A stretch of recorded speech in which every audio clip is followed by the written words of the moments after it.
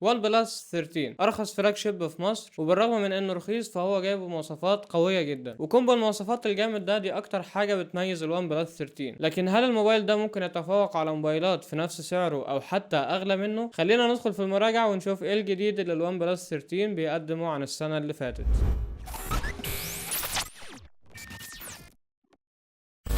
السلام عليكم ورحمة الله وبركاته، أهلا بيك في فيديو جديد للون بلس 13 يا غالي. وعندي على الموبايل ده الون بلس 13 18 عيب، 18 حاجة ما عجبتنيش ومش هتعجبك لو فكرت تشتري الموبايل. دوس لايك، ولو أول مرة تشوفني اشترك في القناة وفعل الجرس عشان يوصلك إشعار بكل فيديو جديد. ونبدأ سريعا. تصميم الموبايل شيك قوي، الظهر بيجي من الزجاجة أو الجلد مع فريم ألمونيوم، وبيتوفر بثلاث ألوان، اللون الأسود والأبيض واللون الأزرق. الأسود والأبيض زجاج، والظهر فيه نقشة خفيفة كده، شكلها جميل ومديها فخامة اكتر للموبايل. واللون الازرق بظهر جلد ساده وشكله جامد جدا برضه. في ظهر الموبايل هتلاقي عندك 3 كاميرات وفلاش ليد محطوطين في دايره بتضمهم زي كل موبايلات وان بلس الفتره الاخيره، وفي خط فضي عند نص الدايره بتاعه الكاميرات كده ومكمل لحد اطار الموبايل وشكله رايق. وفي حرف اتش جنب دايره الكاميرات اللي هو شعار هاسل بليد عشان في تعاون بين الشركتين، وشعار وان بلس في نص ظهر الموبايل. اطار الموبايل مسطح وفي انحناء بسيط في الطرف كده عشان مسكه الموبايل تكون مريحه. وعلى اليمين عندك زرار الطاقه وزرار الصوت، ومن تحت مدخل شحن تايب سي والسماعه ودرج الشريحه والمايك. من على الشمال هتلاقي زرار الصامت، ومن فوق عندك مايك اضافي لعزل الضوضاء ومستشعر الاي ار بلاستر والسماعه التانية. وفي خرم زياده كده انا مش عارف هو بتاع ايه الحقيقه، دورت كتير وما لقيتش حاجه، معرفش هو مايك اضافي مثلا ولا ايه.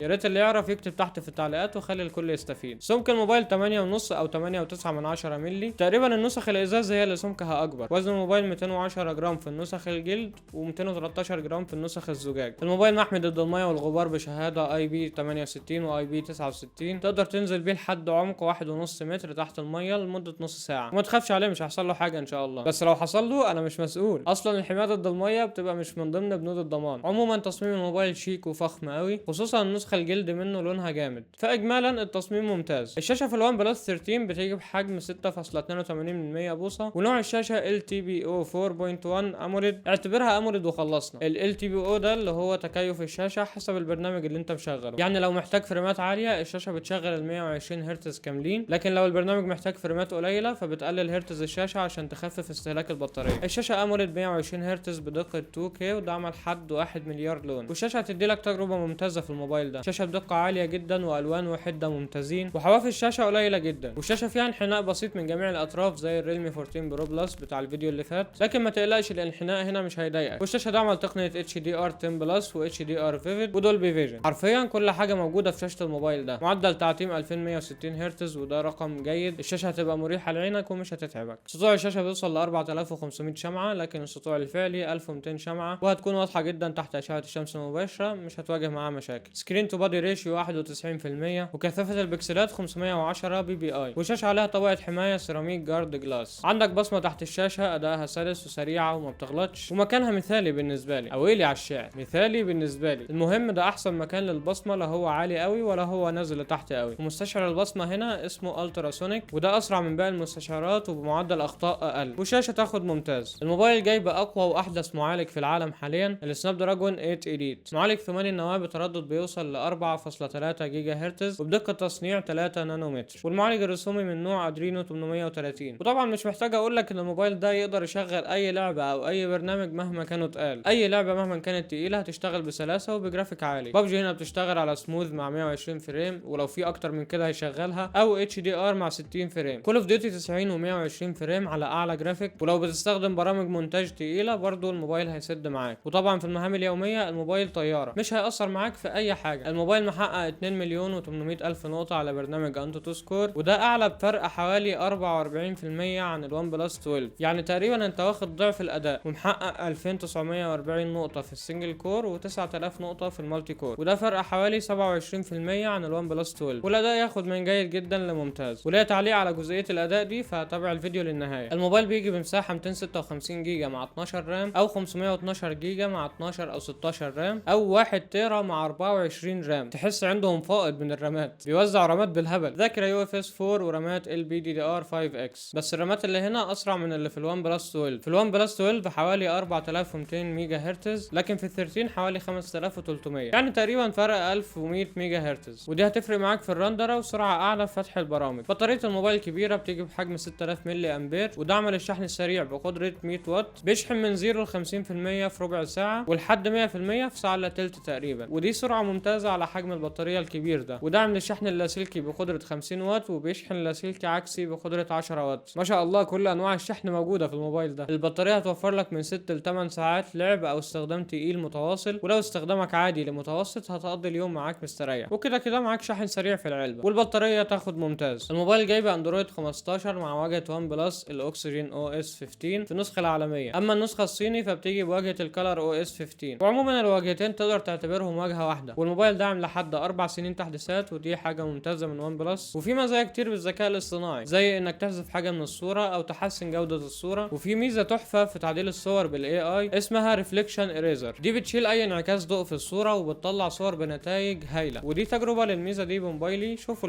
الفرق جامد بصراحه. وفي مميزات تاني مش هحرقهم عليك، ابقى اكتشفهم انت بقى علشان مده الفيديو ما تبقاش طويله. وفي بعض العيوب في السوفت وير هذكرها في نهايه الفيديو، فتابع الفيديو للنهايه عشان مهم. نيجي بقى لجزئيه الكاميرات. الموبايل بيجي بثلاث كاميرات في الظهر، والثلاث كاميرات بدقه 50 ميجا بكسل. بالنسبه للكاميرا الاساسيه فبتيجي بفتحه عدسه اف 1.6 وبمستشعر من السوني ال واي تي 808، ودعم للمثبت البصري. الكاميرا الثانيه بيرسكوب تليفوتو بفتحه عدسه اف 2.6 بمستشعر سوني ال واي تي 600، ودي الكاميرا الخاصه بالزوم، بتعمل زوم 3 اكس اوبتيكال يعني حقيقي و120 اكس ديجيتال، ودعم للمثبت البصري. الكاميرا الثالثه الترا وايد بفتحه عدسه اف 2.0 بمستشعر سامسونج جي ان 5، بتصور بزاويه واسعه 120 درجه وجنبهم فلاش ليد. الكاميرا السيلفي بدقه 32 ميجا بكسل بفتحه عدسه اف 2.4 بمستشعر من سوني برضو اي ام اكس 615، ودعم المثبت الالكتروني الاي اي اس. وحرفيا احلى حاجه في الكاميرات دي انها كلها بمستشعرات من سوني. الموبايل بيصور فيديو بجوده 8K مع 30 فريم او 4K مع 30 او 60 فريم او 1080 بكسل مع 30 او 60 او 120 فريم، وبيصور فيديو سيلفي بجوده 4K او 1080 بكسل مع 30 او 60 فريم. الكاميرات فيها مستشعر كلر سبيكتروم سنسور، وفي تعاون بين هاسلبلاد وون بلس في الكاميرات ومعالجه الصور، واللي هنشوف تجربتها دلوقتي. بالنسبه لتجربه التصوير بالكاميرا الخلفيه فبتطلع صور هايله. الصور بتطلع بتفاصيل ممتازه وتشبع الوان ممتاز وديناميك رينج مثالي. الديناميك رينج فعلا هنا ممتاز. ولو بتصور اشخاص فتفاصيل الوش جيده جدا ولون البشره مظبوط. والكاميرا الاساسيه في النهار تاخد ممتاز. وبالنسبه لتجربه التصوير في الليل فالموبايل بيطلع صور بتفاصيل ممتازه، مفيش تشويش في الصوره او زغلله، الحده مظبوطه وتشبع الالوان جيد جدا، والالوان مش سايحه على بعضها، والديناميك رينج ممتاز في الليل ومفيش لسعان في الصوره. وعموما هتاخد تجربه ممتازه من تصوير الموبايل في الليل. بالنسبه للعدسه التليفوتو فبتطلع صور جيده جدا، التفاصيل جيده جدا في الصوره ومفيش حده عاليه، والديناميك رينج جيد جدا وتشبع الالوان جيد جدا. وفي تصوير البورتريه بالعدسه التليفوتو فتفاصيل الوش ممتازه والتحديد مظبوط، التحديد ولا غلطه، وتشبع الالوان جيد جدا والديناميك رينج جيد. وتجربه التصوير بالعدسه التليفوتو تاخد جيد جدا. والصور بالليل في العدسه التليفوتو فهتطلع لك صور بتفاصيل جيده جدا وتشبع الوان جيد جدا، والديناميك رينج ياخد من مقبول لجيد. والصور بالعدسه التليفوتو في الليل تاخد جيد. الصور بالعدسه الالترا وايد في النهار التفاصيل ممتازه وتشبع الالوان جيد جدا، والديناميك رينج ممتاز ومفيش اماكن لاسعه في الصوره. وهتاخد تجربه ممتازه من العدسه الالترا وايد في النهار. اما في الليل بقى فهتاخد صور بتفاصيل جيده وتشبع الوان جيد جدا، والديناميك رينج جيد جدا ومفيش لسعان. والصور في الليل بالعدسه الالترا وايد تاخد جيد. والصور بالكاميرا السيلفي هتدي لك تجربه كويسه، تفاصيل الوش جيده والديناميك رينج ممتاز وتشبع الالوان جيد جدا. والصور بالكاميرا السيلفي تاخد من جيد لجيد جدا. وبالنسبه لتجربه تصوير الفيديو بالكاميرا الخلفيه فالتفاصيل جيده وتشبع الالوان جيد والديناميك رينج ممتاز. وتصوير الفيديو بالكاميرا الخلفيه ياخد ممتاز. ركز معايا. بالنسبه لتصوير الفيديو بالعدسه التليفوتو فهتدي لك تجربه مقبوله، التفاصيل مقبوله والديناميك رينج جيد جدا وتشبع الالوان جيد. وتصوير الفيديو بالعدسه التليفوتو ياخد جيد. والفيديو في العدسه الالترا وايد التفاصيل فيه مقبوله وتشبع الالوان مقبول والديناميك رينج جيد وياخد مقبول. وتجربه تصوير الفيديو في الليل هتاخد تجربه جيده جدا، التفاصيل جيده والديناميك رينج جيد جدا وتشبع الالوان جيد جدا. وتصوير الفيديو في الليل ياخد جيد جدا. بالنسبه لتصوير الفيديو اثناء الحركه او المشي فبيشتغل المثبت الالكتروني الاي اي اس، واداؤه ممتاز بصراحه، مفيش هزه جامده في تصوير الفيديو اثناء المشي. واخر حاجه عشان حاسس اننا طولنا قوي في جزئيه الكاميرات هي تصوير الفيديو السيلفي. وحقيقي تصوير الفيديو السيلفي هنا ممتاز، التفاصيل ممتازه واحسن بكتير من الصور السيلفي، والديناميك رينج ممتاز وتشبع الالوان جيد جدا. وتصوير الفيديو السيلفي ياخد ممتاز. نريح شويه بقى عشان نفسي اتقطع، روح اعمل لك كوبايه شاي وتعالى نكمل. وفتره الاستراحه دي حابب افكرك ان بقى عندي متجر في الصفحه بتاعتي ببيع عليه اي اكسسوارات خاصه بالموبايلات، ومتاح طلب اي اكسسوارات لو ما كانتش كانتش متاحه عندنا. رابط المتجر تحت في الوصف او في اول تعليق. مستنيك تنورني هناك يا غالي. بس قبل ما نكمل يا غالي دوس لايك، ولو اول مره تشوفني اشترك في القناه وفعل الجرس علشان يوصلك اشعار بكل فيديو جديد. ويلا نكمل يا غالي. الموبايل بيجي بصوت ستيريو والصوت عالي وواضح، وهتاخد تجربه ممتازه من الموبايل سواء في الالعاب او لو بتسمع اي حاجه على الموبايل. شبكه الموبايل ممتازه كعاده ون بلس، مش هتواجه اي مشكله من ناحيه الشبكه. الموبايل بيشيل شريحتين اتصال ودعم لخاصيه الاي سيم، والواي فاي في الموبايل بيجي بترددات 6 و7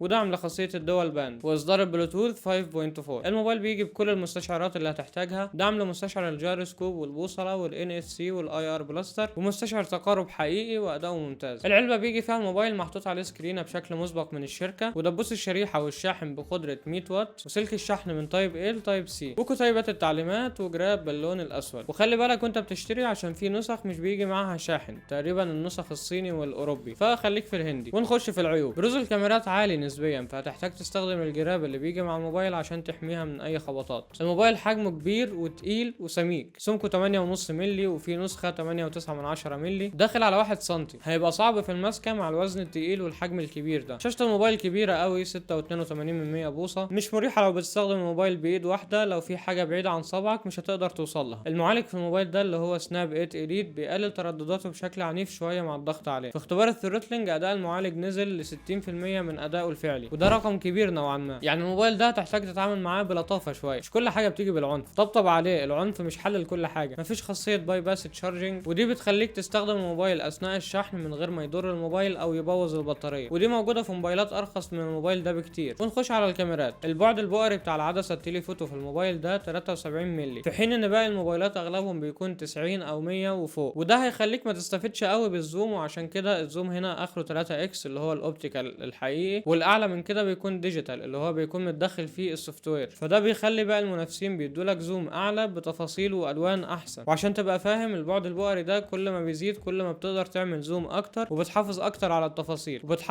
على التفاصيل والجسم اللي بتصوره بيكون بابعاده الحقيقيه اكتر. تفاصيل الوش بالكاميرا الخلفيه الاساسيه مش احسن حاجه، وبجد انا معرفش ليه المشكله دي موجوده في اغلب موبايلات بي كي. تلاقي الوش ناعم شويه كده وما فيهوش تفاصيل كفايه، والملامح مش مظبوطه، التفاصيل مش احسن حاجه، والبشره فاتحه زياده شويه. الدايناميك رينج بيلسع شويه في البورتريه، خصوصا لو وراك اضاءه عاليه وانت بتصور بتبقى فاقعه في الصوره، ولون البشره شاحب شويه. الصور مع الزوم 3 اكس بالليل محتاج اضاءه عاليه علشان تاخد احسن تفاصيل. لو ركزت في الصوره دي هتلاقي الاماكن المعتمه مبكسله شويه وما فيهاش تفاصيل كفايه، مش زي الاماكن اللي فيها نور، هتحس الصوره ممسوحه شويه. الصوره مزغلله في العدسه الالترا وايد في الليل. تفاصيل الوش ناعمه شويه في الصور السيلفي. تصوير الفيديو في الثلاث عدسات مايل للون الازرق بزياده. التفاصيل في الفيديو بالعدسه الخلفيه ضعيفه والصوره ناعمه قوي، وفي زي تحديد ابيض خفيف كده على الشجر والمباني، لو عملت زوم في الفيديو هتلاحظه، ودي حاجه ما يعملهاش موبايل فئه متوسطه حتى. التفاصيل في العدسه التليفوتو في تصوير الفيديو ضعيفه برضه، والصوره ناعمه ونفس مشكله التحديد الابيض اللي على المباني. تصوير الفيديو بالعدسه الالترا وايد ضايع، التفاصيل ضعيفه ومفيش تشبع الوان كفايه، والالوان سايحه على بعضها جامد. تصوير الفيديو بالليل بالعدسه الاساسيه الاماكن اللي ما فيهاش نور بتطلع مبكسله جامد، وغير ان تفاصيل الفيديو ناعمه، مفيش خاصيه دولبي اتموس. ونيجي بقى لعيوب السوفت وير. هقول لك على العيوب اللي قابلتني في الون بلس 12 ار واللي هتقابلك في اي موبايل من ون بلس. هحاول اختصرهم واقول لك اهم العيوب، وهحطهم كلهم في عيب واحد. ركز معايا. لما بتيجي تنزل ستارة الاشعارات هتحس فيه تقطيعه بسيطه، كأن الاشعارات بتظهر مره واحده، مفيش انيميشن كده وهي بتنزل، لا انت بتسحبها فجاه بتلاقيها في وشك. لحد دلوقتي ما ضافوش الخاصيه اللي بتخلي صوت الاشعارات ما يغطيش على صوت الميديا اللي مشغلها. الموبايل كل فتره كده لما بتيجي تفتحه بالبصمه هيطلب منك انك تحط كلمه السر، ومهما تحاول تفتحه بالبصمه مش هيفتح. والمفروض ان الموضوع ده بيكون كل 72 ساعه، يعني كل 3 ايام. انا حرفيا الموبايل بيعمل معايا كده كل يوم، زي ما يكون ليه عدد مرات معين تفتحه في اليوم، والموضوع ده مزعج شويه. يعني تخيل تبقى انت عايز تفتح الموبايل ومستعجل، وتلاقي الموبايل بيقول لك لا معلش والله يا استاذ لازم تحط كلمه السر. بجد موضوع مستفز. لما بتعمل ريستارت الموبايل طبيعي بيجبرك تفتحه بكلمه السر، لكن اللي مش طبيعي بقى انك لو ريستارت الموبايل وسبته بعيد عنك الشاشه هتفضل مفتوحه، الشاشه هتفضل منوره لحد ما تقفلها انت او تفتح الموبايل، وده ممكن يخلص لك شحن البطاريه لان الموبايل منور على الفاضي، فممكن تعطلك عن حاجات كتير. اوقات لما الموبايل يكون في جيبي واطلعه عشان استخدمه مش بيستجيب لاي لمسات على الشاشه وهي مطفيه. يعني مثلا لما بتدوس مرتين على الشاشه فالشاشه بتنور، لا هو اوقات مش بيفتح ولازم ادوس على زرار الباور وبعدين بيشتغل بشكل طبيعي عادي. ممكن ما تعتبرهاش عيب، ممكن تعتبرها ملاحظه بس. لاحظت في المكالمات ان لو خليت برنامج الاتصال في الخلفيه لفتره طويله المايك بيتقفل لوحده كاني عملت ميوت، وده حوار غريب هيخليك يا اما تفضل في المكالمه طول الوقت يا اما هترجع للمكالمه كل شويه. ولما بيبقى في مكالمه عموما عموما ديسكورد او واتس او حتى مكالمه عاديه، وتكون بتلعب ببجي مثلا او بتسمع حاجه، الموبايل بيدي الاولويه للصوت للمكالمه، فهتلاقي اي برنامج انت فاتحه الصوت فيه مدخش شويه ومش واضح. مثلا لو فاتح ديسكورد انت وصاحبك وبتلعبوا ببجي مش هتكون سامع صوت اللعبه كويس. لو فاتح صوره في المعرض وبتقرا فيها حاجه وعامل زوم، لما بتمشي في الصوره وتوصل لحدود الصوره مثلا من على اليمين او من على الشمال وتيجي ترجع تاني، الموبايل بينقلك على الصوره اللي بعدها. وعايز اقول لك الموضوع ده مستفز بشكل، اكتر حاجه بكرهها في حياتي. واجهه اوكسجين او اس 15 خفيفه مش تقيله ومش بترخم على المعالج او تحس بتقل في اماكن واماكن، لا بس مش عايز استعجال، كل حاجه بتعملها بالراحه وبالهداوه. مثلا لما بتسحب من تحت عشان تطلع الاب درور وتنزل للصفحه الرئيسيه، لازم تستنى ثانيه عشان تقلب بين الصفحات. يعني لو نزلت للصفحه الرئيسيه وسحبت على طول بيحسبها ضغطه مش سحبه، اللي هو انت مستعجل ليه؟ وراك ايه يعني؟ انزل للشاشه الرئيسيه واستنى شويه وبعدين قلب، ما فيهاش حاجه يعني. في عيوب تاني في السوفت وير بس هخليها في الفيديوهات الجايه علشان مده الفيديو ما تطولش اكتر من كده. انا لسه عايز اقنع برنامج بريمير برو ان الفيديو يكون 10 دقايق بس مثلا، مش عارف اعملها ازاي دي. سعر الموبايل للنسخه ال 256 جيجا و12 جيجا رام ب 37500 جنيه، وللنسخه ال 512 جيجا مع 16 جيجا رام ب 40000 جنيه. الموبايل ضمان دولي طبعا وعليه ضريبه 7500 جنيه، ودي النسخه اللي بيجي معاها الشاحن في العلبه. واقول لك رايي في الجهاز.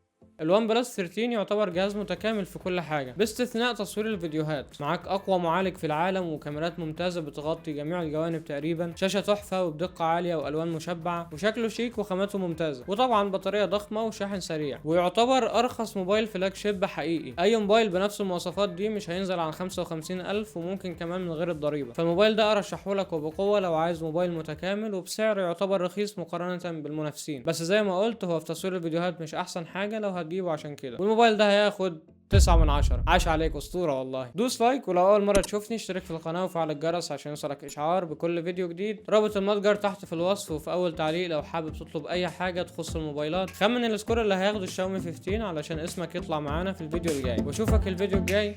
سلام.